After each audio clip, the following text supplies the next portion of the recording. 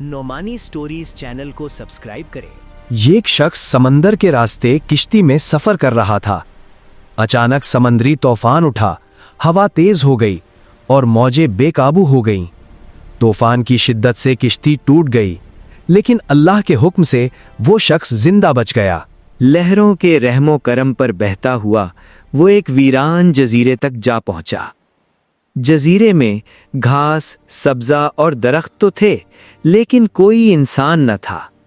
تنہائی، خوف اور تھکن نے اسے بے حال کر دیا اور وہ وہیں سو گیا۔ جب رات کا تیسرا پہر آیا تو اس نے ایک عجیب منظر دیکھا۔ کچھ حسین و جمیل لڑکیاں سمندر سے باہر نکلیں، جزیرے کے کنارے آئیں۔ وہ حیران رہ گیا۔ جیسے ہی ان کی نظر اس شخص پر پڑی، وہ سب گھبرا گئیں اور فوراً واپس سمندر میں کود گئیں۔ دوسری رات بھی وہ منتظر رہا، لیکن نتیجہ وہی رہا۔ تیسری رات اس نے حکمت سے کام لیا، ایک جگہ اونٹ میں چھپ گیا تاکہ نظر نہ آئے۔ رات کے آخری حصے میں وہ لڑکیاں دوبارہ ظاہر ہوئیں۔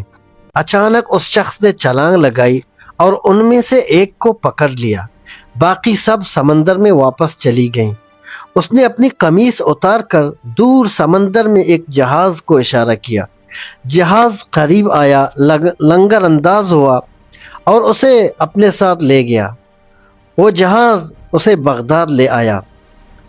بغداد میں لوگوں نے اسے عزت دی، اس کی شادی ہوئی، وقت گزرا اور اس کے ہاں ایک بچہ پیدا ہوا۔ یہ بچہ اپنے والد کی زبان بھی سمجھتا تھا اور اپنی والدہ کی زبان بھی، حالانکہ اس کی والدہ سمندری مخلوق میں سے تھی جس کی ایک دم پونچھ تھی۔ ایک دن وہ شخص اپنے بچے کے ساتھ سمندر کے کنارے گیا۔ اچانک اس عورت نے سمندر کو دیکھا اور بغیر کچھ کہے پانی میں چھلانگ لگا دی۔ وہ سمندر میں گم ہو گئی اور پھر کبھی واپس نہ آئی۔ بچہ اپنے والد کے پاس ہی رہا۔ یہ واقعہ ہمیں یاد دلاتا ہے کہ اللہ کی مخلوق صرف وہ نہیں جو ہمیں نظر آتی ہے۔ یہ دنیا رازوں سے بھری ہوئی ہے اور ہر چیز ہماری عقل کی گرفت میں نہیں ہے۔ حوالہ حیات الحیوان۔ And signaled a ship far out at sea. The ship approached, dropped its anchor, and